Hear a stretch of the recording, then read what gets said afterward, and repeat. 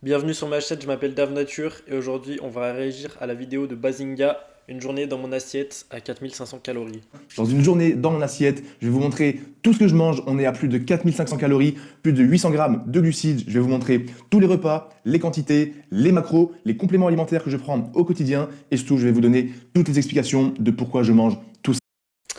Alors 4500 calories, même s'il est grand et gros, il fait beaucoup de sport, ça me paraît beaucoup, ça me paraît beaucoup, mais à voir. Donc, je vous souhaite un excellent visionnage et surtout, bon appétit. Bon, on se retrouve le mercredi 16 avril, J-3, avant la grande échéance, avant Irox, Paris, Grand Palais. Plus que 3 petits jours cruciaux pour arriver en forme à 100% pour le jour J. 3 jours pendant lesquels je vais devoir commencer la recharge en glucides avec une diète un petit peu particulière. Et 3 jours pendant lesquels je vais devoir continuer de m'entraîner, mais commencer également le deload avec des entraînements bien particuliers. Donc je vous filme tout ça, je vous explique tout ça. Mais avant ça, on commence cette belle journée, mercredi là, 8h du matin, avec un bon café. C'est parti. Déjà ça commence mal et ce que je voulais dire c'est que on voit un petit peu, attendez, On commence cette belle journée, mercredi là, 8h du matin, avec on voit quand même à ses yeux qu'il a des cernes, qu'il est épuisé, ça se voit quand même. Je crois qu'il a une trentaine d'années, mais ça va, il fait pas énormément plus vieux que son âge, mais il fait quand même un peu plus vieux, il doit faire au moins 35-37 comme ça là. Mais je vais vérifier son âge, je vous dis ça tout de suite. Oui, donc il a 30 ans là actuellement, donc ouais, il fait clairement plus vieux que son âge. Et c'est probablement dû à l'excès de sport qu'il fait, surtout l'Aerox, qui est un sport extrêmement intense. Donc, un bon café. C'est parti. et oui, du coup, débuter sa journée avec un café, alors qu'on est déjà épuisé, visuellement épuisé, et qu'on est déjà extrêmement stressé avec une dose de sport ahurissante, c'est une très mauvaise idée parce que le stress élève les niveaux de cortisol. C'est littéralement un stressant. Le café, c'est littéralement une graine, donc la partie d'une plante la plus dense en toxines végétales, donc les antinutriments. On la brûle et ensuite on l'infuse dans de l'eau bouillante. Donc c'est-à-dire que tu as une soupe de graines toxiques brûlées. Est-ce que tu te rends compte de à quel point c'est néfaste? Et de toute façon, tu le sens tout de suite que c'est néfaste au goût. Il suffit de boire un café serré, tu vas très vite comprendre. Tout le monde qui boit son premier café serré déteste ça parce que de toute façon c'est toxique et nos sens le savent. Juste aujourd'hui, on met du sucre ou on coupe avec du lait, ou alors on a été éduqué à tolérer la toxicité, l'amertume de ce café pendant plusieurs jours, années, voire décennies. Surtout que la plupart des gens qui en consomment très régulièrement, quasi tous les jours, voire plusieurs fois par jour. Donc évidemment, il y a une adaptation en termes de papier, etc., et même métabolique, mais ça reste toujours ultra toxique.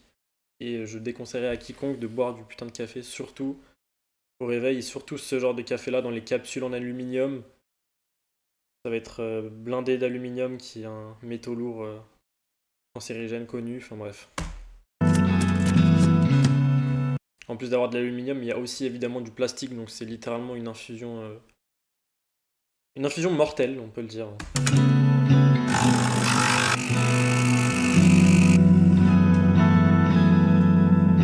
Déjà, il y a un truc qui me déplaît sur ce plan de travail, c'est cette bouteille d'huile, qui est probablement la fameuse Isio 4 ou je ne sais quel mélange d'huile ou huile raffinée industrielle. C'est ce qu'il y a de pire pour la santé humaine aujourd'hui, de nos jours, clairement. Dans l'ancienne vidéo, je vous parlais du ratio entre les oméga 3 et les oméga 6 et les ratios d'acides gras, donc saturés, monoinsaturés et polyinsaturés. Et bien ces huiles sont les plus riches en polyinsaturés et en oméga 6, dans des ratios complètement ahurissants et déréglants pour l'organisme. Et ça, ce genre de ratio complètement sur la Lune, et ben c'est un poison pour ton organisme, littéralement. Donc il faut littéralement ne jamais en manger si possible. Après, évidemment, de temps en temps, tu vas pas mourir, mais à tout prix éviter cette chose, à tout prix. Sachant que les huiles végétales sont présentes dans quasiment tous les produits ultra transformés, et notamment l'huile de tournesol qui est présente dans au moins 90% des produits de supermarché. Bon, du coup, comment arriver en forme pour le jour J, que vous fassiez une course, telle un 10 km, un marathon, une Je viens compétition. d'avoir une inspiration là, son t-shirt, il a une marque de sport, de vêtements de sport, et son t-shirt, visuellement, il a l'air en plastique, donc que ce soit polyester, nylon, élastane, peu importe, en vrai, on s'en bat les couilles. C'est tous la même, c'est tous issus de la pétrochimie, donc littéralement du pétrole et du plastique. Et ce sera tous, pour tout le monde, un perturbateur endocrinien. Ça va pour tout le monde libérer des microplastiques, surtout les vêtements de sport, parce que tu as des frottements, ta transpiration, qui sont deux facteurs qui augmentent l'usure d'un t-shirt, et donc s'il est en plastique, la propension de microplastiques qui seront libérés. Et il y aura une bonne partie qui sera absorbée par ta peau, et même par ta respiration, et surtout si tu transpires, que tu as chaud, donc que ça ouvre tes pores, ça c'est vraiment aussi un truc à proscrire. De powerlifting ou encore un fameux Hyrox, ça passe, on va dire, par 3 piliers essentiels. On va voir l'entraînement, un entraînement Aussi parlons de son micro Bluetooth quand même, parce que là il est en train de s'irradier. Genre moi, tu vois, j'ai un micro. Bon, on peut pas le voir parce que je l'ai scotché, mais il est filaire. Tout mon matos, là, son bureau est filaire au maximum. Juste, je suis en partage de connexion, mais filaire avec mon téléphone pour mon ordinateur. Et mon téléphone, j'essaie de le mettre assez loin. Et c'est ça, ce sont des ondes que aucun être vivant n'a jamais connues sur l'histoire de l'humanité. C'est apparu il y a à peine 50 ans. On n'a aucun recul dessus. C'est littéralement, enfin, on a un recul. Le seul recul qu'on a, c'est que c'est néfaste, mais que c'est caché par l'industrie de tout ce qui est de téléphonie, télécommunication. Mais je vous assure que ça, c'est pareil, c'est de l'irradiation. Il est en train de s'abîmer la santé très très fort. Les gens, la récupération et l'alimentation. Là, pour ce début de vidéo, je vais juste aborder la partie entraînement et récupération qui correspond donc au deload. Parce que le deload, ça va toucher à toute votre structure d'entraînement. Vous allez modifier votre entraînement, l'intensité, le volume, et c'est ce qui va vous permettre du coup de bien récupérer. Donc sur les 3 piliers, entraînement, récupération et nutrition. Si dans ton entraînement, tu as besoin d'un deload, surtout avant compétition, c'est que ton entraînement il est trop intense et on demande trop à ton organisme. Normalement, tu es censé avoir récupéré pleinement entre chaque séance. Sinon, tu es dans une courbe descendante de progression, où c'est que tu en demandes trop à ton organisme, ce sera trop stressant, et du coup, à 30 ans, tu feras 37. Voilà. La partie deload, elle va prendre les 2 premiers piliers qui sont donc la récupération et l'entraînement. Donc le deload, ça va vous permettre d'arriver en forme à 100% le jour J, en forme physique mais aussi en forme mentale. Donc, quand vous allez faire un programme, tel qu'il soit, musculation, powerlifting, course à pied, Hyrox, triathlon, vous allez avoir une surcharge progressive au fil des semaines, au fil des mois. C'est ça qui va vous permettre de progresser dans votre sport. Les phases de deload, du coup, c'est ce qui va vous permettre de continuer à progresser. Forcément, ton corps il doit s'adapter à un stress. Si le stress il est identique sur toute l'année, il n'y aura aucune adaptation supplémentaire. Et ça ne veut pas dire que tu as besoin d'une période où tu arrêtes complètement, ou où tu réduis, parce que ça veut dire que ton entraînement est déjà trop intense, il est déjà au-dessus de tes capacités de récupération. C'est-à-dire que tu as accumulé de la fatigue, ce que tu n'es jamais censé faire avec un entraînement vraiment pro-santé et pro-performance aussi d'ailleurs. Progresser sans vous blesser, sans perdre la motivation et sans stagner.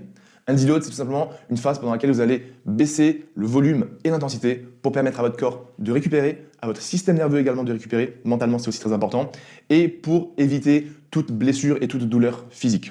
Ça, c'est le truc préféré des sportifs en fait. La plupart, quasiment tous les sportifs pros, ils s'entraînent trop, ils finissent par se blesser, et en fait la blessure, ça les force à s'arrêter parce que, parce que leur corps il est déjà épuisé depuis quelques mois, mais ils comprennent pas, ils insistent quand même pour des titres et des médailles qui n'ont... Bon, ça c'est mon avis perso, mais qui n'ont aucune valeur. Mais du coup, la plupart, ils finissent par être blessés parce que leur corps, ils ont poussé leur corps dans leurs limites, dans leur retranchement, ils ont continué, jusqu'à ce que le corps, ils disent stop. Et donc, ils ont une blessure et certains cumulent les blessures.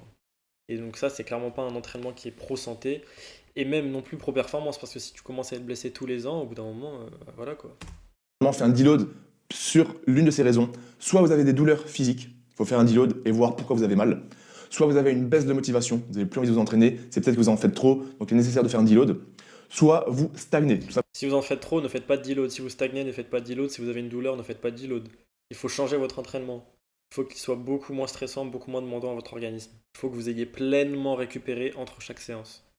Bon, si vous n'arrivez plus à augmenter le volume, si vous n'arrivez plus à augmenter les kilomètres, la charge ou le nombre de répétitions, il est nécessaire de faire un deload pour se reposer et revenir derrière encore plus fort. C'est cette semaine avant la course qui va vous permettre d'arriver à 100% en forme le jour J pour tout exploser, en forme nerveusement, en forme physiquement et surtout en forme au niveau de la motivation. Et si vous réunissez tous ces facteurs, vous allez être dans les meilleures conditions possibles pour performer le jour J. Attention, il ne faut pas se reposer complètement parce que si vous vous reposez complètement, vous allez vous désentraîner. Et en fait, vous allez arriver le jour J beaucoup trop mou. Donc ça, c'est pour le pourquoi du comment faire ce deload. Donc là, moi, j'ai le Hyrox samedi. Je passe dans exactement 3 jours. Là, nous sommes mercredi. Aujourd'hui, mercredi, je vais courir juste 40-45 minutes. L'idée, c'est de faire à peu près 8 km en endurance fondamentale, vraiment tranquille, et ensuite de faire une petite séance de muscu pour garder l'activité physique sur le haut du corps. Rendez-vous bien compte que juste 40-45 minutes de course, c'est un stress qui est très intense. Après, si lui, il en fait enfin, très régulièrement depuis quelques années, le stress sera beaucoup moins intense parce que le corps se sera adapté. Et ce sera quand même une demande et un stress. Enfin bref. Et sur les jambes. Donc aujourd'hui, 2 entraînements très light, sans trop de volume, 8 km de course à pied et une petite séance muscu full body. Et ensuite, la deuxième partie très importante, je vous l'ai dit, Et en c'est plus, il fait 2 séances de sport dans la journée. Ça pour durer. Non. Aïe, aïe, aïe. la recharge en glucides, l'alimentation. Donc là, je finis le café et on attaque le premier repas de la journée. Et je vous expliquerai un petit peu comment vous pouvez faire votre recharge en glucides. S'il veut vraiment se recharger en glucides, surtout le matin, il peut mettre du lait cru dans son café et beaucoup de miel. Ce sera 1000 fois plus délicieux, beaucoup moins toxique, parce que les minéraux dans le lait se lieront aux toxines de la graine et aux toxines créées par la réaction de Maillard parce qu'elle a été brûlée. Ce sera beaucoup plus sain et au moins il aura déjà accumulé des bons glucides, des très bons glucides dès le matin, surtout après le réveil, c'est très important. Et ce qui est important à faire avant une course. Et évidemment, tous les micronutriments ultra importants, ultra essentiels que contient le lait cru, parce que le lait cru contient absolument tous les nutriments dont l'humain a besoin, dont les êtres vivants, enfin les êtres vivants qui boivent du lait ont besoin. Et il sera bien plus hydratant qu'un café qui te déshydrate, qui te vide de tes réserves en minéraux et. Enfin bref. Bon, pour le premier repas de la journée, là, l'objectif sur les 3 prochains jours, c'est de faire une grosse recharge en glucides. L'idée, c'est que le jour J de la course, vous arriviez avec les stocks de glycogène pleins pour être le plus performant possible. Et pour ce faire, vous devez faire donc ce qu'on appelle, comme je viens de le dire, une recharge en glucides. Idéalement, sur les 48 heures avant la course, vous pouvez le faire également 3 jours avant, ce qui est mon cas ici, mais au moins sur les 48 heures avant la course, il faut manger entre 8 et 12 grammes de glucides par kilogramme de poids de corps et par jour. Donc si vous voulez être safe, la fourchette haute, c'est 12 grammes, la fourchette basse, donc ça serait minimum 8 grammes. Donc si tu fais 80 kg par exemple, tu fais 80 x 8 ou 80 x 12, et c'est la quantité de glucides que tu dois manger par jour. Privilégie les glucides que tu peux digérer facilement et qui ne causent pas de problème de digestion, dont tu as l'habitude de manger, parce que si tu t'envoies 800-900 grammes de glucides avec des choses que tu n'as pas l'habitude de digérer, je peux te dire que tu vas passer beaucoup de temps aux toilettes. Bah, c'est clairement vrai parce que bah, le système digestif il a une adaptation littéralement. Mais s'envoyer autant de glucides, je suis pas sûr que ce soit vraiment utile parce que je suis même pas sûr que ton corps il en absorbe la moitié. En fait, le corps il a une limite d'absorption quotidienne et c'est pas parce que tu bombardes quelques jours avant une compétition qu'il va se mettre à absorber plus. 3 jours avant, ça va rien changer, surtout sur le stock de glycogène. Enfin, quelle preuve scientifique il y a derrière tout ça en fait? C'est que de la croyance, ça. Bien sûr qu'il faut manger et avoir des recharges de glycogène musculaire pleines, mais je suis pas sûr que manger autant de glucides ce soit vraiment utile et que ce soit vraiment efficace à cet objectif, littéralement. Donc moi là, je vais commencer par le petit déjeuner, qui va être le premier repas de la journée. Et l'idée, c'est de commencer la recharge dès aujourd'hui. Comme ça, j'ai mercredi, jeudi, vendredi, max de glucides possible pour arriver en forme. Donc pour le petit déjeuner, je vais me faire ici, on a du pain de chez le boulanger. Donc là, j'ai pesé, on a exactement 100 grammes. J'aime bien quand les gens ils disent pain du boulanger en mode du coup vu que c'est du boulanger c'est de qualité alors qu'aujourd'hui 99% des boulangeries c'est n'importe quoi, c'est du surgelé, du déjà prêt, du full additif, exactement comme les pains de supermarché en réalité, c'est juste que c'est vendu dans un petit commerce avec un peu de marketing donc ça fait un peu plus traditionnel ou un peu plus sain alors que ça l'est pas du tout. Si tu veux vraiment manger du pain, je te conseille de le manger en farine complète, intégrale, voire semi-complète maximum, et au levain surtout, de fermentation 100% levain. Il y en a qui te vendent aussi c'est au levain, mais en fait c'est moitié levain, moitié levure, et au final la levure elle prend le dessus, donc en fait c'est que à la levure.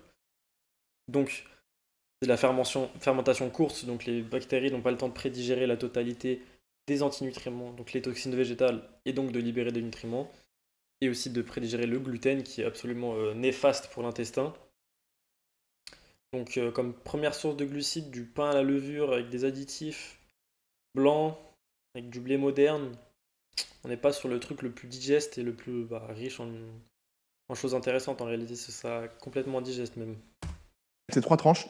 Sur chaque tranche, je vais mettre un petit peu de beurre et ensuite je vais ajouter de la confiture de fraises. Ce sera peut-être l'aliment le plus intéressant de la journée, je le crains.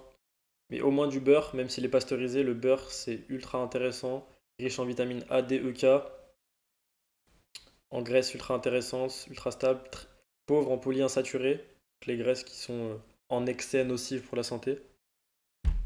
Il y a aussi du butyrate dans le beurre qui est un acide gras connu et vendu par les pro-végétales parce que les fibres de végétaux feraient cet acide gras dans l'intestin en fermentant, sauf qu'on peut l'apporter directement comme il est, sans besoin de fermentation, et donc de gaz et autres problèmes digestifs que les fibres apportent.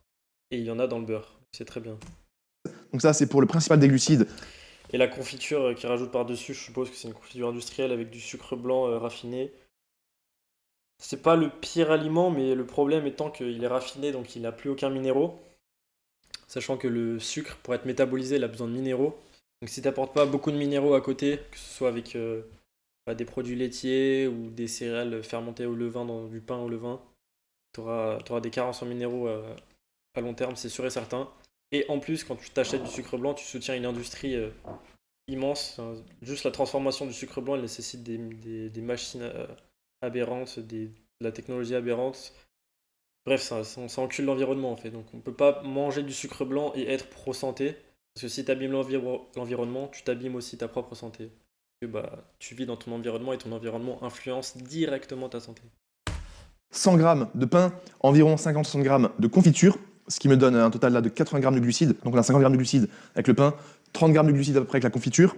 Le beurre, pour les protéines, je vais me faire un skyr à la cerise qui contient 13 grammes de protéines, je crois pour cela. Et pour ajouter... Voilà, le go muscu obsédé par les protéines dans son skyr, alors que son skyr il est ultra transformé. Il n'a plus aucun gras qui serait intéressant pour lui, parce qu'il est riche en micronutriments et en bonnes graisses qui sont optimales pour la synthèse hormonale, notamment les hormones stéroïdiennes, qui sont là pour les muscles et la performance sportive. Et bref, il y a des additifs ou encore du sucre blanc, je présume, dans son skyr, des arômes naturels de merde. Enfin, bref, que des choses qui abîment le microbiote. Un petit peu de glucides, je sors l'arme secrète du bazou. Alors, petit disclaimer, je vous conseille pas de manger ça tous les jours, de façon régulière. C'est un produit industriel, il y a du sucre, c'est pas forcément bon, mais là c'est juste... C'est pas que c'est pas forcément bon, c'est forcément pas bon. C'est surtout ça en vrai. Oh non, putain, non, mais je t'en supplie. Et ça, c'est pas des glucides digestes déjà. Il dit vouloir manger des glucides digestes avant sa compétition, mais c'est pas du tout des glucides digestes. C'est ultra transformé, c'est pauvre en nutriments, tu soutiens une industrie qui encule l'environnement, donc indirectement ta santé, et donc indirectement, enfin directement tes performances sportives, et tu soutiens surtout une entreprise de fils de 1, si on se comprend bien, j'ai pas envie de me faire censurer par YouTube, parce que bah, Kellogg's, tous les scandales qu'il y a eu, je vous laisse faire vos recherches, mais c'est absolument aberrant, notamment sur comment ils traitent les humains, comment ils t'arnaquent en remplissant des bouteilles d'eau en plastique avec de l'eau du robinet, enfin bref. juste pendant quelques jours, donc je vais ajouter des Frosties. Je pèse tout ça et je vous dis juste après combien de calories et combien de glucides j'ai. Mais franchement, les En fait, Frosties, être un sportif et acheter du sucre blanc ou des Frosties Kellogg's, c'est être irresponsable en fait. T'es irresponsable envers l'environnement, envers ta santé, envers la santé des autres. C'est de l'irresponsabilité en fait de financer l'ultra transformé. Surtout que s'il le sait, il le dit lui-même que c'est pas forcément bon, alors que c'est forcément mauvais. Donc non, va falloir changer ça en vrai. c'est extrêmement bon, c'est des glucides, je les digère facilement. Et voilà, c'est une valeur sûre et vous savez que j'aime ça. Moi, mes valeurs sûres pour une recharge en glucides, c'est des céréales, du miel, du pain d'épices, tout ce qui va être ensuite galettes de riz, pâtes. Le miel, le meilleur glucide qu'il ait cité. Le pain d'épices, il est fait au levain avec des céréales anciennes et du miel et non pas plein d'additifs, des sucres blancs, des sirops de glucose, fructose et autres merdes. Si c'est du vrai pain d'épices traditionnel, clairement, ce sera le plus sain qu'il y a à proposer dans cette liste. Les galettes de riz, c'est du riz soufflé. Je vous invite à regarder comment fonctionne le soufflage du riz. Mais ça crée des acrymalides qui sont des toxines cancérigènes. Le riz, les pâtes, bon bah le riz blanc, aucune coévolution, ça fait 3000 ans que c'est là, très pauvre en micronutriments. Les pâtes, c'est bien si elles sont aux œufs et traditionnelles de nord de l'Italie, c'est-à-dire fraîches, avec du blé ancien et idéalement au levain, et ça n'existe pas, donc voilà. Et si c'est au moins des pâtes aux œufs, c'est mieux, mais je présume que non, c'est des vieilles pâtes Barilla séchées à haute température qui a aussi créé des acrymalides, donc encore des toxines cancérigènes. Et aussi le jus, donc j'ai dit tout ce qui est jus de raisin, jus d'ananas. Ça aussi, Donc c'est voilà très pour le bien, petit les jus déjeuner. de fruits, c'est très très bien.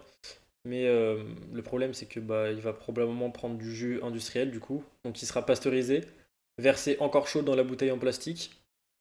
Donc tu auras perdu une bonne, quasiment toutes les vitamines thermosensibles, et tu l'infuseras dans du plastique.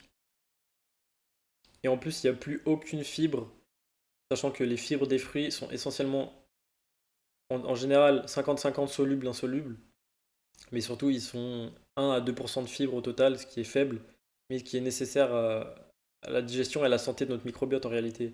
Là, c'est des fibres qui sont nécessaires, pas celles des céréales à 15%, 15% du poids total de l'aliment, avec essentiellement des fibres solubles. Là, c'est 2%, 50-50 solubles, insolubles, sachant que les solubles forment un gel qui permet d'absorber, d'attraper des toxines qui sont relâchées dans l'intestin et donc dans les toilettes. Ça te relâche une partie de la détox et du stress oxydatif. Mais non, non, prendre des jus industriels sans fibres, pasteurisés dans des bouteilles en plastique. Les premiers repas de la journée. Avant d'aller faire la première séance, je me prépare tout ça et on se retrouve après.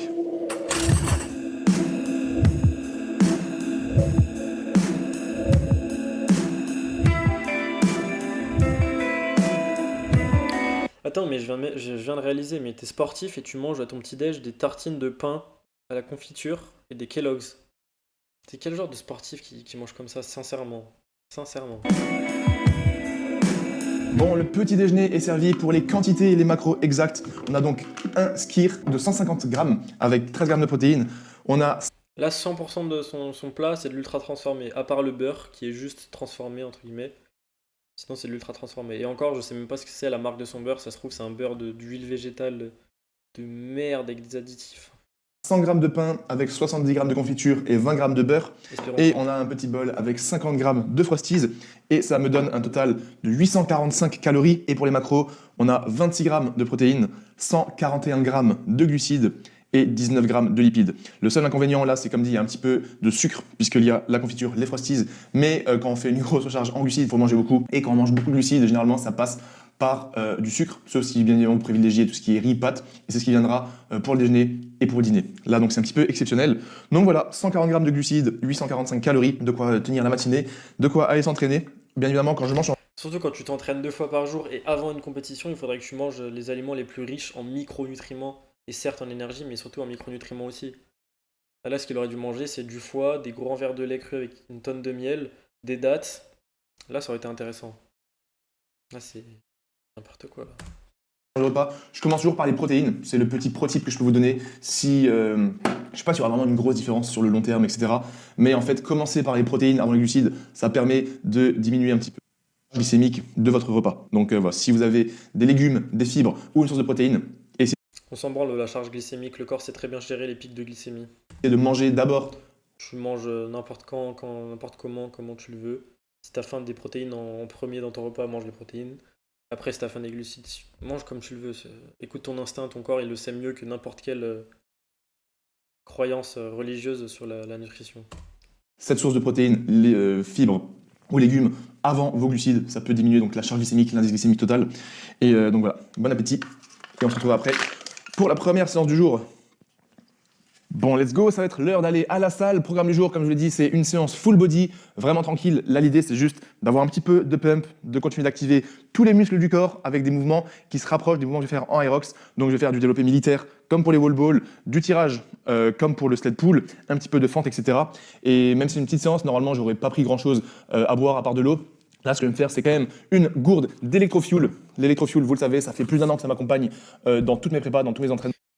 Alors déjà, la gourde en plastique, bon bah voilà, vous savez, infusion de microplastique. Et en plus, il est sponsorisé par la pire marque de compléments alimentaires du siècle. Déjà que les compléments alimentaires de base, c'est n'importe quoi, mais alors, celle-là, MyProtein, c'est vraiment la merde, frère. Là, j'ai même pas envie de regarder la composition de son truc Aerox, parce que je sens que ça va être un enfer sur Terre. Un enfer sur Terre. Si vous pensez prendre des poudres aromatisées industrielles et pensez être en bonne santé, je ne peux plus rien pour vous. Et dans toutes mes courses, c'est ce qui m'a accompagné pendant tout l'Ironman. Et l'électrofuel, c'est tout simplement Ah, mais ça n'a pas été prouvé dans les études que c'était mauvais. des glucides avec des électrolytes très bien dosés. On a donc sodium, magnésium, potassium. Et par portion de 34 grammes, on a 30 grammes de glucides. Donc là, ce que je vais faire, c'est que je vais mettre à peu près... Je suis sûr que les glucides présents dans cette merde, c'est de la maltodextrine qui en le microbiote issu de maïs OGM. 50 grammes de glucides, comme ça je suis sûr de bien continuer ma recharge. Et ça, c'est ce que vous ne devez absolument pas négliger aussi, c'est qu'avant je vous ai parlé qu'il faut entre 8 et 12 grammes de glucides pour votre recharge en glucides avant une course, mais il faut absolument pas négliger aussi les électrolytes, parce que c'est ce qui va vous permettre vraiment de rester bien hydraté et d'être performant. Ça, c'est vrai, mais certainement pas dans cette poudre. Si tu veux des électrolytes, c'est une boisson avec des électrolytes, tu mets de l'eau filtrée dans une gourde en verre ou en inox, au moins. Et tu mets un peu de jus de citron, pas mal de miel pour que ce soit une boisson isotonique, c'est ce qu'on appelle.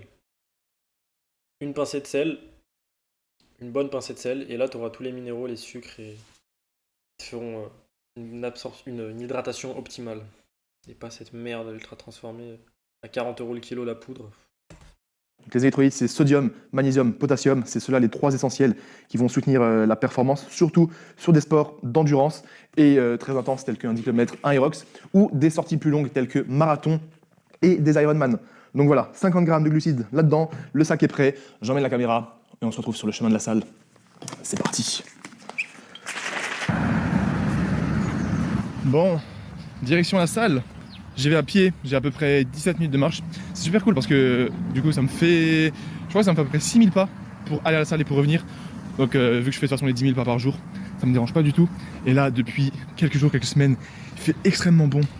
Voilà encore cette habitude des 10 000 pas par jour, des robots qui se pensent pro-santé, alors que ça vient d'une entreprise chinoise qui vendait des compteurs de pas podométriques.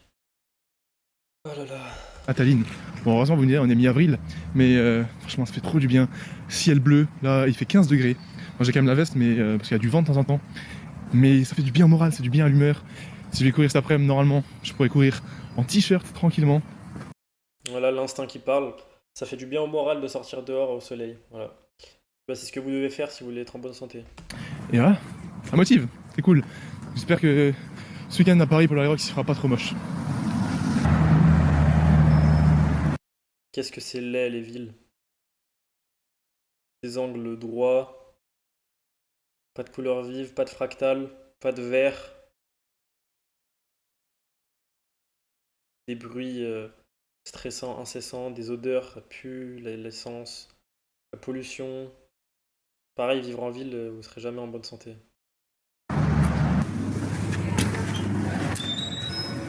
Bon, bien arrivé à la salle, on est parti sur une séance full body, un exo push, un exo pull. Et je sais de quoi je parle parce qu'actuellement je suis dans le centre-ville de Grenoble, tristement. Un exo aux jambes, et peut-être un peu de pump pour les bras, histoire de...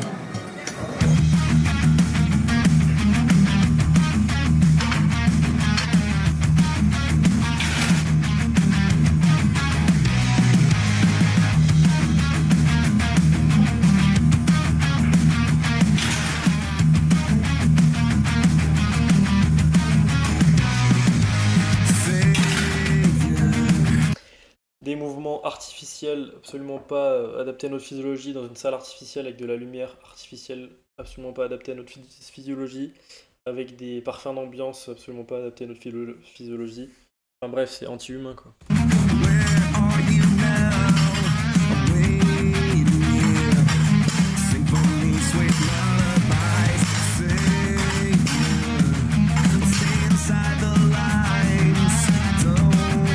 Et encore une fois, je fais pareil, hein, je vais en salle de sport, mais j'essaie d'incorporer des mouvements naturels adaptés à notre physiologie. Et j'ai conscience que s'entraîner en salle, ça pue la merde. J'ai l'objectif de ne plus y être. C'est ça la différence en fait.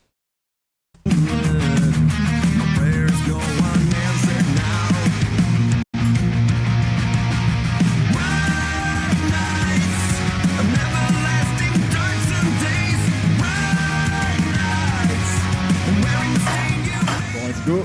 Bon, les fentes c'était déjà un peu plus fonctionnel, on va dire. Mais en vrai, il fait de l'Aerox, donc en soi, l'Aerox, c'est des mouvements qui sont quand même un peu fonctionnels dedans. Le taf est fait, comme on dit, direction la maison pour le post-workout. Faut continuer la recharge en glucides, ça fait du bien, j'ai bien bougé. Je fais le petit récap de la séance, juste après en rentrant, là il y a un peu de vent. À toutes.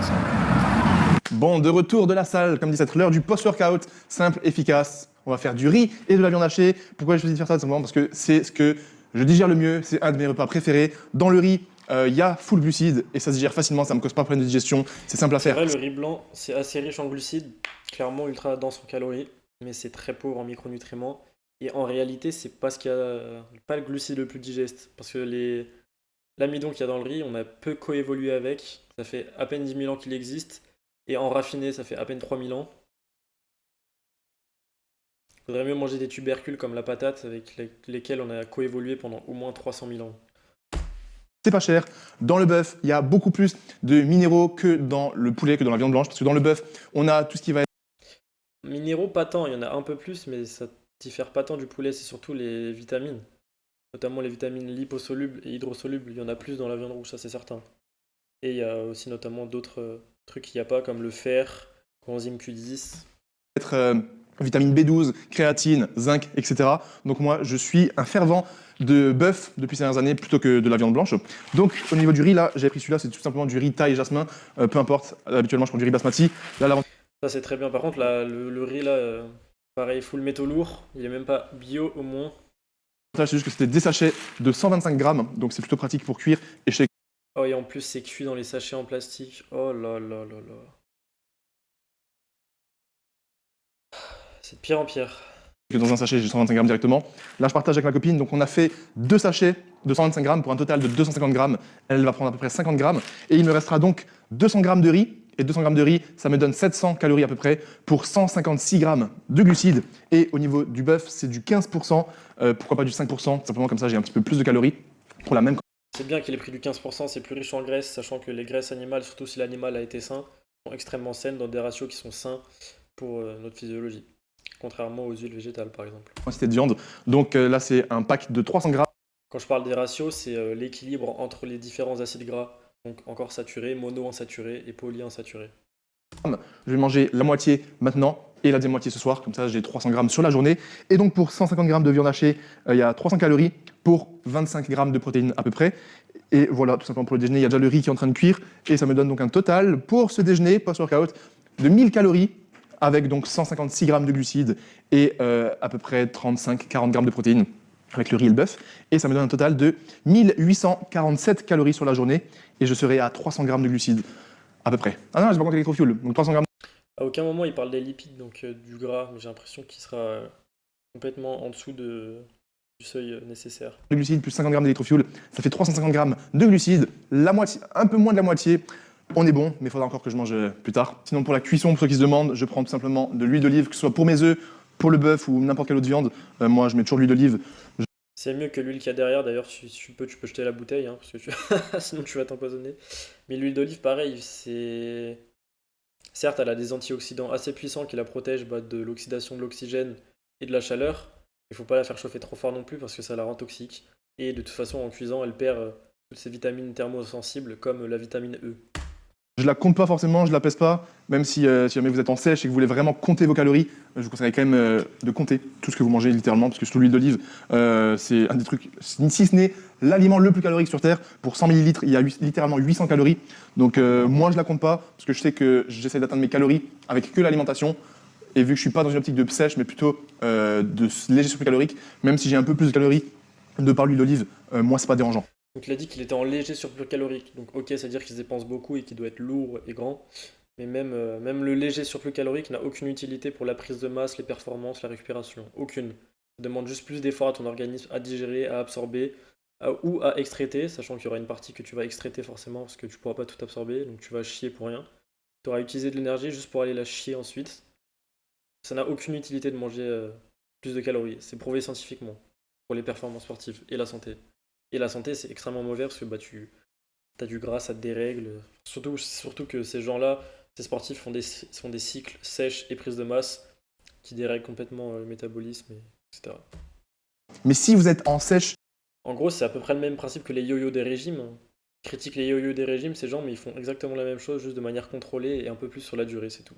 ou que vous voulez perdre du poids, il est absolument crucial de compter les huiles avec lesquelles vous cuisinez, que ce soit l'huile d'olive, l'huile de colza, l'huile de tournesol, ou même si vous cuisinez avec du beurre, c'est essentiel. Parce que trop souvent, les gens, Ne cuisez jamais à l'huile de colza, à l'huile de tournesol. Jamais, jamais. Et même au beurre, faudrait éviter parce que le beurre, quand il cuit, il grille et il brûle et ça crée aussi des toxines cancérigènes liées à la réaction de Maillard. L'idéal serait de cuire avec une graisse qui est très stable comme l'huile de coco. L'huile d'olive, elle est assez stable en réalité quand même. Mais toutes les graisses animales sont très stables, surtout si elles sont purifiées comme le suif, le tallow. Enfin, voilà. vous galérez à perdre du poids, vous comptez les calories, etc. Et vous êtes en mode ouais, pourtant je mange que 2500 calories. Meilleure graisse de cuisson, ça restera le ghee, parce que c'est du beurre sans les parties qui brûlent à température. Donc c'est ultra stable, c'est un goût de beurre fondu, délicieux et ça, c'est ultra stable, ça ne rend pas toxique à la cuisson. Mais en fait, quand tu regardes, il y a du beurre, il y a de l'huile d'olive, il y a quelques snacks par-ci par-là. Donc comptez littéralement tout ce que vous mangez. Et donc là, on a les 300 grammes que je vais diviser en deux pour les 2 repas.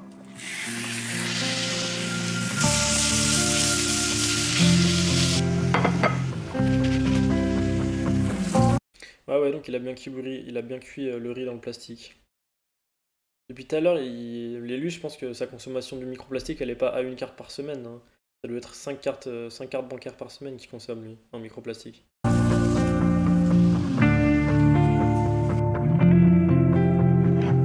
En plus, la viande hachée, il l'a cuit, mais jusqu'à la moelle. Ça ressemble à une bouillie toute grise, absolument pas appétissante. Il a perdu une grande partie des vitamines thermosensibles. Il a perdu une grande partie des nutriments dont il faisait la défense tout à l'heure comparé au poulet. Aïe aïe aïe. Oh là là. Les tranches de pain indus comme ça là, en plus c'est dégueulasse. Comment il peut prendre plaisir à manger ça, sincèrement? Et ça, c'est clairement pas un glucide digeste, j'insiste. Par contre là, il a sorti du miel, ce sera peut-être le meilleur truc qui sortira d'aujourd'hui. Ça a l'air d'être un beurre clean. Un miel, pardon. Bon, on se retrouve un petit peu plus tard, je me suis toujours pas Ok, jus de raisin bio, c'est mieux, mais bon, il sera toujours pasteurisé, mis à chaud dans la bouteille en plastique et sans les fibres naturelles qu'il y a dans le raisin. changé, j'ai bossé là littéralement D'ailleurs, mangez votre raisin sans la peau. La peau des fruits, quoi qu'il arrive, est toxique et inutile à notre système digestif. toute l'après-midi. Sur l'ordi, j'ai beaucoup de boulot avant de partir à Paris, donc je dois prendre un petit peu de l'avance. Là, je vais bientôt partir. Et la peau contient la grande majorité des fibres insolubles, qui sont indigestes, irritantes pour l'intestin, etc. Alors que les fibres solubles sont essentiellement présentes dans la pulpe. Pour le deuxième training du jour, je dois juste faire 40-45 minutes de footing tranquillement. Mais avant ça, c'est l'heure de manger un petit peu plus de glucides. Donc là, j'ai juste 3 tartines de pain de mie, du pain blanc classique, sur lequel j'ai mis du miel. J'ai un total de 60 grammes de miel, donc 20 grammes par tartine. Et là, je me suis acheté, je passe au supermarché juste avant, du jus de raisin pour avoir les glucides. Je vous ai dit avant, c'est un petit peu mon cheat code. Ça fait très longtemps que je ne buvais pas de jus et que j'en achetais pas. C'est un petit peu plus cher ici en Estonie. Donc là, je me suis repris exceptionnellement du jus de raisin, 30 Ah, il vit en Estonie, ok. Ok, intéressant. Je connais pas trop ce pays. centilitres. Et donc là, au niveau des Mais je présume que pour les impôts, c'est moins l'enfer qu'en France. C'est peut-être pour ça qu'il y allait. macros, je vais me faire soit un shaker après ou un skir. Je sais pas, soit je vais prendre des protéines avec un shaker de whey, clear whey, soit je vais reprendre les protéines avec un skir. Donc sur le jus de raisin, 30 centilitres, on a 48 grammes de glucides. Avec les 3 tranches de pain de mie, on a 40 grammes de glucides. Et avec le miel, on a 60 grammes de miel, donc 50 grammes de glucides, ce qui me donne un total d'environ 130-140 grammes de glucides. Et pour la journée, je suis là très exactement à 2631 calories pour 73 grammes de protéines. Donc il faut vraiment que je mange un peu plus de protéines. 479 grammes de glucides. On a passé la moitié. Et au niveau des lipides, on a 46 grammes de lipides. Donc là, je suis à 479 grammes de glucides. L'idée sur la journée, c'est que je suis à peu près à 85 kilos. Donc si je fais 85 x 10, ça fait tout simplement 850. Il faudrait que je tourne aux alentours des 850 grammes de glucides pour être bien pour la recharge. Donc plus de 400 grammes à manger, que je vais manger facilement ce soir, avec du riz, du miel, tartines, des céréales, je sais pas. En tout cas, là, je mange ça et on se retrouve après. Bon, let's go, je viens de me changer. Ça va être l'heure d'aller courir. J'ai remis exactement le même t-shirt, sauf que là, j'ai mis le modèle noir. T-shirt performance, full mèche, absolument parfait pour ce genre de météo. Si tu veux un t-shirt léger, qui respire, dans lequel tu te sens hyper à l'aise, dans lequel t'as pas chaud du tout, c'est les meilleurs. Noir, blanc, gris, 3 coloris et magnifique casquette de run magnifique. N'achetez pas ce genre de t-shirt en polyester qui vous empoisonneront les hormones et la santé. Pour après qu'on retrouve des restes de microplastiques dans vos testicules. Évidemment, basse performance. J'ai profité de juste avant de partir, j'ai reçu un colis, là, il y a quelques jours, des prototypes. En parlant de casquettes, regardez-moi ça, vous n'êtes pas prêts, je les ai reçus, ils sont absolument magnifiques, je vais devoir choisir, je ne sais pas lesquels je vais choisir, mais laissez-moi vous montrer ça, je suis trop content. On a reçu les nouvelles casquettes de running avec 3 nouveaux coloris, donc on a premièrement un coloris jaune moutarde, logo blanc, casquette de run, comme vous voyez, hyper léger, ajustable ici derrière, et la nouveauté c'est que on garde le même logo, mais j'ai décidé d'ajouter le slogan de la marque sur le côté, juste ici, Made for Performance. Donc là, voilà, casquette jaune moutarde, c'est là pour l'été, elle va être magnifique. Ensuite, on a la même en rouge, la même matière, édition blanche, blanc, coloris. Peut-être je vais en faire deux nouveaux, ou la rouge. Et ensuite, on a une nouvelle portée au quotidien. Et surtout, vous avez reconnu l'ancien logo brodé. Et enfin, une casquette qui n'est pas faite en textile plastique, et encore, je suis même pas sûr, mais ça ressemble déjà un peu plus à du coton ou au textile naturel. Et là, regardez une minute d'argumentaire marketing sur des casquettes en plastique. Merci, ça va. Le fameux, et elle est magnifique. J'hésite là à écrire magnifique, et je vous montre le rendu. Oh mon dieu, qu'est-ce que c'est vraiment bien. Voici à quoi ressemble le bonnet de Run. Celui-là, il tient super chaud. Là, forcément, j'en aurais plus besoin, mais je prends de l'avance pour... Très bien, textile plastique directement sur le cuir chevelu, ouverture des pores, transpiration, frottement, magnifique. Infusion de microplastique, c'est trop bien ça pour la santé. Pour cet hiver, on a sorti les gants cette année. L'idée, c'est que l'hiver prochain, donc hiver 2025-2026, on puisse avoir toute une gamme de running avec veste, leggings, etc. et les bonnets. Donc voilà, pareil, il est vachement stylé. Mais en tout cas, j'ai besoin de vous pour les casquettes. Il faut que je la serre en stylé. Et ce qu'on fait, parce que cette marque, elle est avant tout sur... Bref, let's go. La flemme de filmer en plus du monde de... Bien.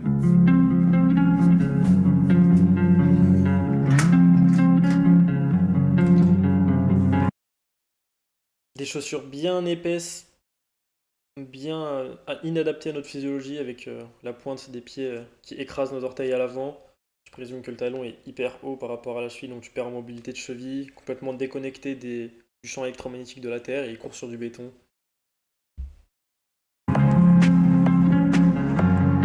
Après, bien sûr, j'inviterai personne à courir sur du béton pieds nus, hein, évidemment, mais courir dans la terre, en plus, bah, il y a une bande de terre juste à côté où il pourrait courir pieds nus. Ce serait bien plus sain pour ses articulations, pour ses performances plus tard, pour ne moins avoir de risque de blessure.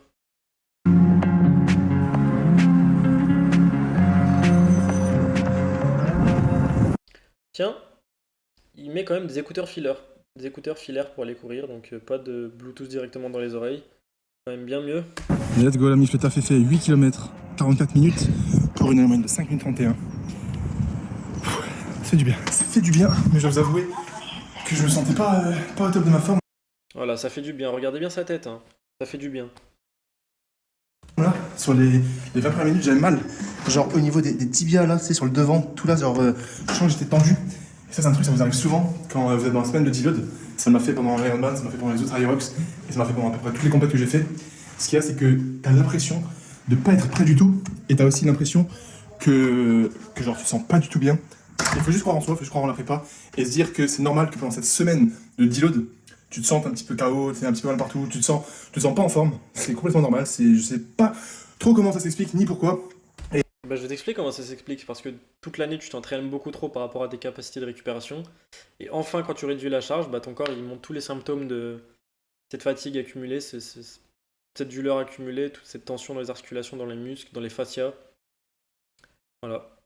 Et là ce que tu as devant le tibia c'est probablement une péristite, une périastite, un truc comme ça. Un truc que tu as quand tu cours trop et que faut arrêter de courir tout simplement. Ton corps qui te crie d'arrêter de courir mais tu continues comme un gogol. Et là, je le ressens. Ce matin, là, ça, j'avais un petit peu la flemme d'entraîner. Là, pendant le run, comme dit, j'avais mal un petit peu au niveau des mollets, sur l'avant des tibias, comme si tout était tendu. Mais je sais que c'est normal. Ça m'a fait... Non, c'est pas normal. Et d'ailleurs, c'est pas tendu, c'est inflammé. C'est parce qu'à cause des chocs et des frottements, ton tibia il prend trop cher. Et non, ce n'est pas normal. Si t'as mal, faut arrêter d'avoir mal, donc faut arrêter de courir. Pendant l'Ironman, ça me l'a fait. Pendant l'Ironman 70.3, ça me l'a fait pendant toutes les compétitions de ma vie. Donc si ça vous arrive, c'est complètement normal. Là, non, c'est pas normal. Tu vois, ça, c'est l'esclave qui est complètement endoctriné par ses croyances. Et non, c'est absolument pas normal d'avoir mal, en fait, de souffrir. Ton corps te signale quelque chose, que quelque chose ne va pas. Il faut retenir la leçon. Si à toutes tes compétitions, t'as ça, faut se remettre en question au bout d'un moment. Et visiblement, c'est des choses qui n'arrivent pas. Et il sera stoppé bien avant qu'il en ait envie, malheureusement. Et c'était le petit tip du jour. Vous pouvez rien y faire. Faut juste croire en la prépa. Continuez de faire le deload comme c'est indiqué. Et continuez de faire la recharge en lucide. Et bien dormir. Et vous saurez que de toute façon, le jour J, vous serez au top. Bien dormir, peut-être un des premiers conseils intéressants qu'il met dans sa vidéo. Il faut détailler comment. De votre forme. Donc voilà, en tout cas, 8 km, c'est fait. C'était pas ouf, mais c'est fait. Je vais prendre ma douche. Et on se retrouve pour le dîner parce qu'on a encore 400 grammes de glucides à manger. À toutes. Bon, juste après le run, je vais me faire un petit post-workout vu que c'est la deuxième séance de la journée. C'est important de prendre un post-workout et surtout, c'est très important de prendre des protéines. Sinon, sur la journée, j'aurai pas assez de protes. Et surtout, vous savez, je le dis toujours, les deux cas où c'est essentiel de Si t'arrêtais de manger des toasts de pain blanc industriel, t'aurais peut-être assez de protéines dans ta journée. Et la remplacer un bon morceau de poulet avec de la clear whey, de la poudre ultra transformée en gros, avec des additifs dedans, c'est peut-être la pire idée que l'humain n'ait jamais eu sur la Terre, tout simplement. prendre des protéines après l'entraînement, c'est si vous vous entraînez à jeun ou si vous faites 200 dans la journée. Or là, j'ai fait 200 dans la journée. Le post-workout de ce matin, c'était le déjeuner. Donc j'avais la viande hachée, je les prote. Et là, vu qu'il est déjà 6h45, je pourrais manger un gros truc parce qu'on va dîner dans une petite heure avec ma copine. Je vais juste me faire un shaker de whey avec de la clear whey. Je vais mettre 40 grammes dans le shaker, comme ça me fait 30 grammes de protéines. Ensuite, pour les glucides, je vais me faire un gros verre de jus de raisin, 30 centilitres pour avoir les glucides. Je vais me faire de nouveau une petite tartine avec du miel, juste une. Là, celui-ci sur d'ajouter à peu près 30 grammes de glucides. Comme ça, verre de jus de raisin, 30 grammes, plus miel et pain, j'aurai 60 grammes de glucides, 30 grammes de whey. Et, très important, c'est à ce moment-là de la journée que je vais prendre la créatine, la fameuse que je reprends depuis maintenant plusieurs mois. Ah, la fameuse poudre ultra transformée, la plus étudiée du marché, qui a des effets bénéfiques. La fameuse. Après là, c'est le modèle Créapure, donc c'est celle qui est la plus purifiée, la moins contaminée. Mais pareil, il y aura des restes. Il suffit juste de regarder, vous demandez à ChatGPT la fabrication de la créatine monohydrate, même la Créapure, et vous allez choquer, vous allez choquer. Il y aura forcément des résidus des produits qui sont utilisés pour la fabrication, forcément. Même si elle est certifiée Créapure, je ne sais quoi, pure à 99,8%. Ces 0,02%, ils ont un impact sur votre santé. Et utiliser une poudre, un nutriment isolé, issu de la pétrochimie ou de je ne sais quoi, c'est pas comme ça que la matrice alimentaire fonctionne, que la physiologie humaine fonctionne. Même si c'est pris pendant un repas, ça posera toujours problème en fait de remplacer ce que la nature est créée par un substitut industriel ultra transformé, c'est évident. Mais bon, les études prouvent. J'ai eu des phases, de temps en temps j'en prenais, de temps en temps j'arrêtais. Là, depuis plusieurs mois, j'essaie d'en prendre à nouveau, tous les jours. Donc pour ceux qui se demandent, la créatine, ça se prend tout simplement Si t'écoutes ton instinct, tu la prends dans un petit fond d'eau, tu goûtes le goût, tu vas très vite comprendre qu'il faut arrêter d'en prendre. quotidiennement, peu importe quand vous voulez dans la journée, et 5 grammes par jour. Idéalement, si vous pouvez choisir le moment, c'est mieux de la prendre après votre training, que ce soit training muscu, course à pied, triathlon, peu importe, ou même séance Aerox. Prenez la créatine juste après votre séance, mais l'essentiel, c'est de la prendre tous les jours, 5 grammes. Vous avez bien évidemment le code base sur le site MyProtein si vous voulez commander votre stock. Comme ça, vous êtes dépendant d'une poudre et comme ça, ils ont un revenu mensuel, annuel, jusqu'à votre mort sur un produit. Comme ça, vous dépendez d'une poudre, vous leur apportez 20 balles, 30 balles tous les 2 mois. Ils sont grave rentables comme ça. Mais prenez bien votre 5 grammes de poudre par jour, hein, prenez-les. Moi, je vais me faire ça, je vais prendre la douche, et on se retrouvera juste après pour le dîner. Bon, pour le dîner du soir, dernier vrai repas, il y aura juste encore une petite collation. On a exactement la même chose que ce midi, 150 grammes de viande hachée, donc c'est le reste des 150 grammes, enfin des 300 grammes de ce midi, et exactement la même portion de riz, 200 grammes, ce qui fait une bonne grosse assiette. Par-dessus, je vais ajouter un petit peu de ketchup pour le goût, et avec Du ketchup. Après, c'est peut-être le produit ultra transformé de sa journée le moins problématique, c'est juste de la. Enfin, juste. On n'en sait rien, mais il y a probablement full additif, mais en général, le ketchup, c'est sucre blanc, tomate, vinaigre, peut-être quelques exhausteurs de goût ou épaississants, ou. Ce sera peut-être le moins pire, mais bon, c'est de l'ultra transformé dans du plastique, sachant que la tomate c'est acide et que l'acide détériore le plastique, donc il y aura plus de microplastiques, enfin bref. ça, ça me met un total là sur la journée de de 3980 calories. Donc je suis quasiment à 4000 calories là. 143 grammes de protéines, 689 grammes de glucides et 74 grammes de lipides. Il a dit qu'il faisait 83 kilos, 74 grammes de lipides, c'est beaucoup trop peu.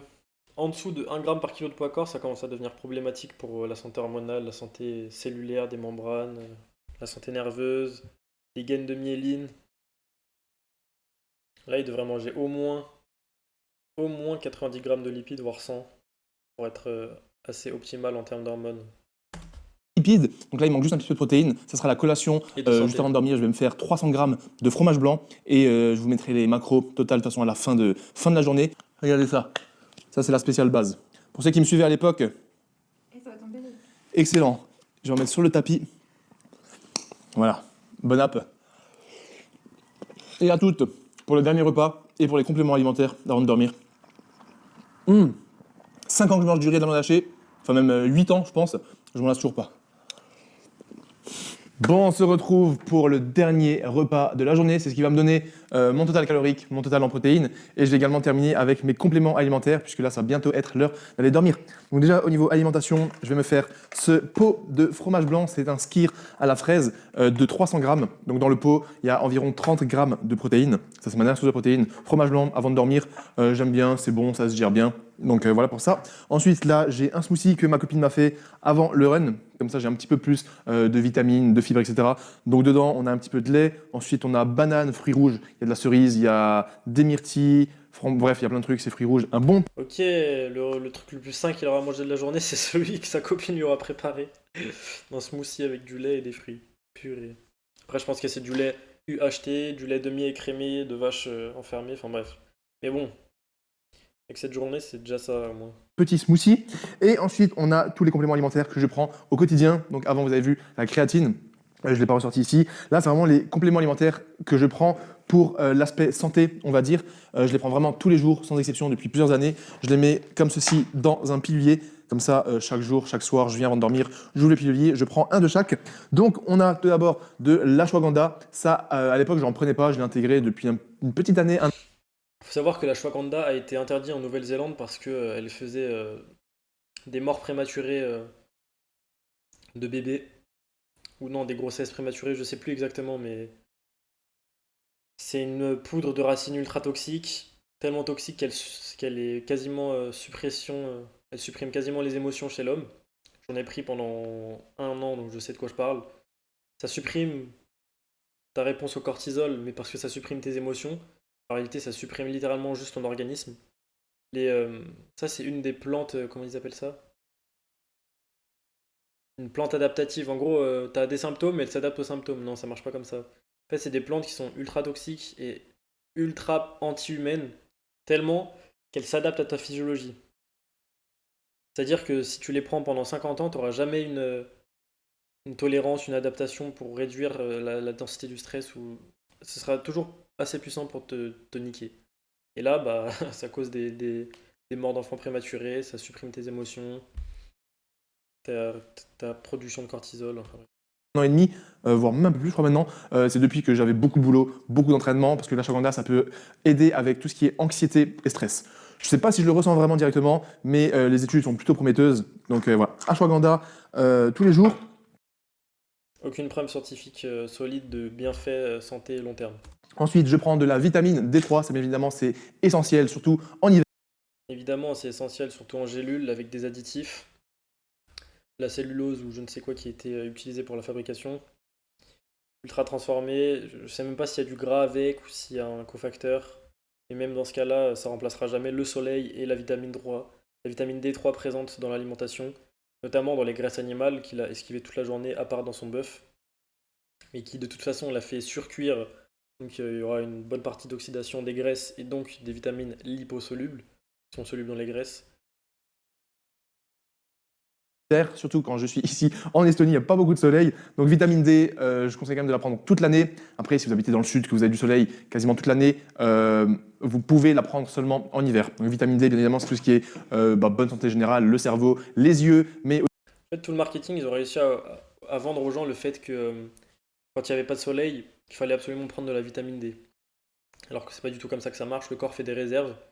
Tout l'été, tu accumules de la vitamine D et la nutrition t'en apporte. Donc même en hiver, si tu as pris le soleil en été et que tu as une nutrition saine, que personne n'a ça, on est d'accord, quasiment personne, tu es censé pouvoir passer l'hiver tranquillement sans avoir de carence de vitamine D en fait. Et tranquillement. Mais aujourd'hui, bah, toute l'industrie du complément alimentaire a réussi à vendre des études, je ne sais quoi, qui prouvent qu'on a besoin de vitamine D en gélule pour l'hiver. Mais c'est faux. aussi la bonne santé des os. Ensuite, zinc, magnésium, un indispensable pour moi, pour tout le monde, pareil, au quotidien. Ça va aider. Indispensable, non, si tu as une alimentation saine et riche en nutriments, notamment en produits animaux qui sont riches en zinc et en magnésium ultra biodisponibles, tu n'en auras pas besoin. avec la fatigue, mieux dormir et de nombreux aspects Fameux sur oméga également le 3 système après. immunitaire, etc.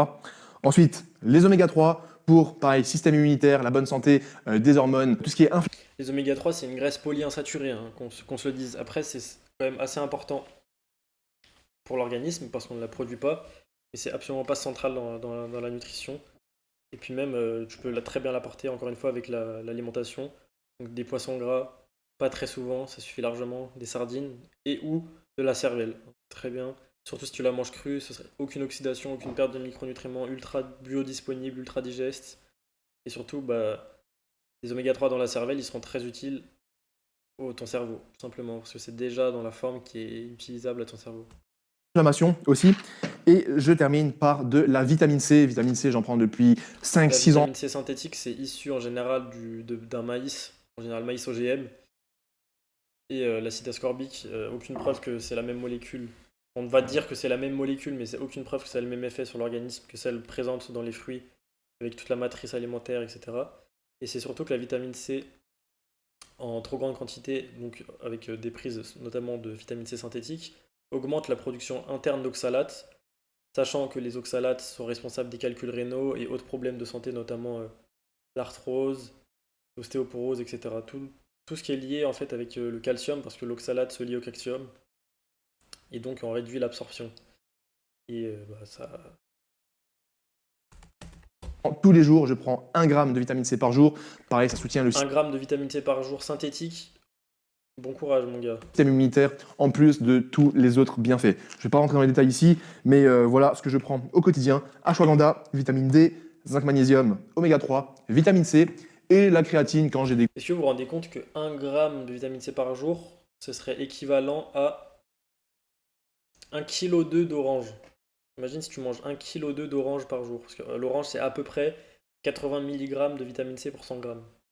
1,2 kg d'orange par jour pour 1 gramme de vitamine C. Est-ce que vous verriez manger 1,2 kg d'orange tous les jours? Ça ne fait aucun sens. grosses prépas parce que la créatine, c'est le complément alimentaire le plus recherché. Ça soutient Si on part du principe que la vitamine C synthétique dans ces gélules avec des additifs et je ne sais quoi de merde est identique et a les mêmes effets que la vitamine C présente dans un fruit avec toute la matrice alimentaire. les performances, potentiellement également l'endurance, et ça a également des potentiels bienfaits sur tout ce qui est aspect cognitif, voilà, concentration, etc. Donc, avec le skir, le petit smoothie, je suis à un total pour cette journée de... suspense, 4362 calories. Donc voilà, quasiment 4500 calories. 4362 calories. Au niveau des macros, 179 grammes de protéines. C'est plutôt pas mal, franchement, c'est une bonne journée.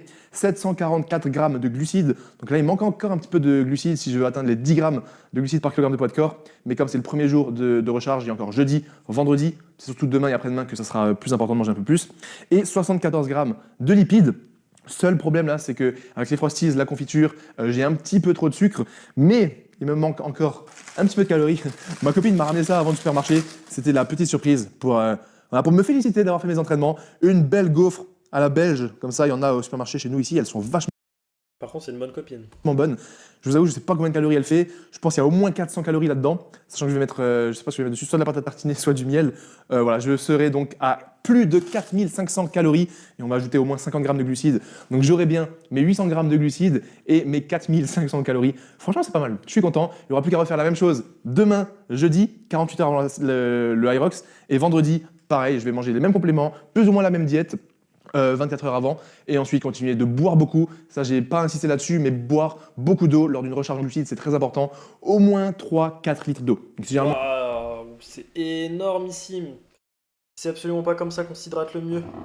Tu vois, au lieu de prendre tes 1 gramme de vitamine C synthétique, tu mangerais 500 grammes d'orange, mon gars. En termes d'hydratation, tu serais très bien déjà. T'aurais pas besoin de boire 3 à 4 litres d'eau. C'est n'importe quoi, vraiment n'importe quoi. Surtout qu'il doit sortir de l'eau du robinet avec du chlore, du fluor, des résidus de pesticides, des PFAS, comme on le voit en France actuellement, des résidus de médicaments, des résidus de pilules contraceptives. Et 4 litres d'eau, t'es juste en train de te le diluer de l'intérieur. Surtout avec les quantités de bouffe qu'ils mangent. Stress en plus pour les reins, pour filtrer tout ça, pour l'envoyer à la pisse, même si tu vas le pisser, c'est un stress en plus. Ça va faire fuir des minéraux. notamment magnésium, sodium, etc. Surtout que je l'ai pas vu. Si, je l'ai vu une fois mettre du sel Herbamar en plus. C'est même pas du 100% sodium. Je sais même pas si c'est marin. Je crois que oui. C'est avec des poudres de légumes, donc c'est même pas du 100% sel marin. Donc il ne doit pas manger assez de sodium, beaucoup trop d'eau. Non, il y a des trucs qui font pas sens en fait. Il y a que des trucs, des croyances religieuses de sportifs qui sont balancées. Toi, tu le dilues, tu manques de minéraux, de nutriments, tu manques de bonne graisse, tu prends des compléments alimentaires pleins d'additifs, tu t'entraînes dans du plastique, tu manges du plastique. Il n'y a rien qui va. Vous buvez 2 litres et demi, augmentez au moins d'1 litre pendant la recharge en glucides pour être sûr de vous hydrater. N'oubliez pas les électrolytes. Moi, comme dit, je prends la gamme Irox que vous pouvez voir juste ici. Longtemps, je ne vous ai pas fait une journée dans mon assiette et là c'était un contexte un petit peu particulier, donc je me suis dit je vous filme tout ça. J'espère que vous avez kiffé, ça pourra vous donner des idées. Bien évidemment, ne copiez pas cette diète, il y a un petit peu trop de sucre, peut-être pas assez de légumes, c'est peut-être monotone, mais c'est ce qui me convient, c'est ce qui me permet de performer, c'est ce qui me permet de bien digérer. Définissez Ça, c'est vrai que j'ai pas relevé le fait qu'il n'y avait pas de légumes, mais en vrai, c'est déjà une bonne chose. Mais bon, il y a beaucoup plus d'ultra transformés. Faudrait mieux qu'ils mangent des légumes plutôt que ces trucs ultra transformés de merde. Mais vous-même ce qui vous convient, combien de calories vous avez besoin, combien de protéines, mangez plus de légumes, ne négligez pas les compléments alimentaires, buvez beaucoup d'eau et voilà, c'est tout pour moi.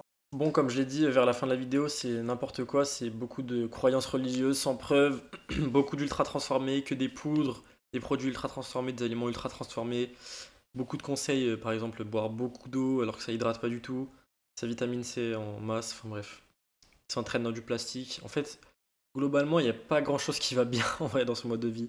Il vit en centre-ville, il fait trop de sport, il mange mal, ultra transformé, beaucoup de compléments en poudre industrielle, avec des additifs de partout. En réalité, il n'y a vraiment pas grand chose qui va bien dans sa diète, hein. À part peut-être qu'il mange un peu de bœuf qui sera surcuit et qui mange quand même des glucides assez digestes comme le riz blanc et le miel. Mais le reste, il n'y a vraiment rien qui va. Et pareil pour son entraînement, en réalité, c'est pas du tout optimal ni pour la performance et encore moins pour la santé, évidemment. Et c'est moi qui vous le dis, hein, j'ai quand même un petit physique, je suis pas non plus à plaindre, tu vois. Mais ouais. Clairement, un mode de vie à ne pas reproduire si vous voulez vraiment être en bonne santé. Mais si vous voulez vraiment savoir exactement ce qu'il faut faire pour être en bonne santé, il faut vivre naturellement. Et c'est pour ça que j'ai créé le protocole nature qui va t'apprendre de A à Z comment le faire, même dans ton quotidien, même en centre-ville, même si tu as un travail qui prend du temps ou de l'énergie, un travail d'esclave comme j'aime bien dire. Et tu peux rejoindre ce protocole avec le lien en description. Ça c'est nature.